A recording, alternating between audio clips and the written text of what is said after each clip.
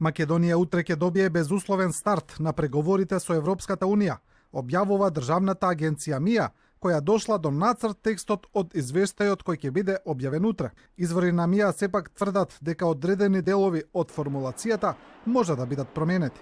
Во светло на постигнатиот напредок, Европската комисија препорачува преговорите за членство да започнат со поранешната Југословенска република Македонија. Одлучувачки ќе биде задржувањето и продлабочувањето на сегашниот реформски чекор за идните реформски приоритети. Со цел да го поддржи ова, Европската комисија би го применувала засилениот пристап за преговарачките поглавја во областа на судството, фундаменталните права и правдата, слободата и безбедноста во земјата, стои во делот на извештајот на Европската комисија што се однесува на нашата земја. Извештајот понатаму вели дека Македонија во голем дел ја надмина длабоката политичка криза.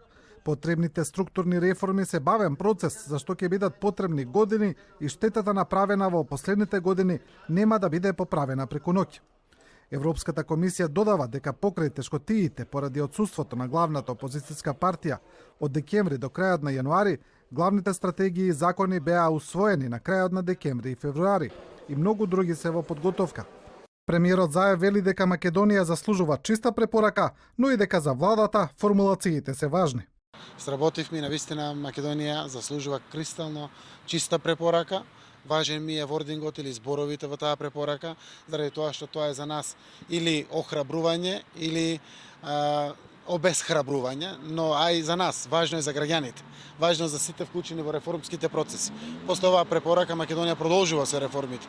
Шефицата на европската дипломатија Федерика Могерини пред утрешното објавување на извештајот вели дека Унијата остава отворена врата за регионот. Западен Балкан е стратешки регион за Европа. Тоа е Европа, иако се уште не е целосно дел од Европската Унија.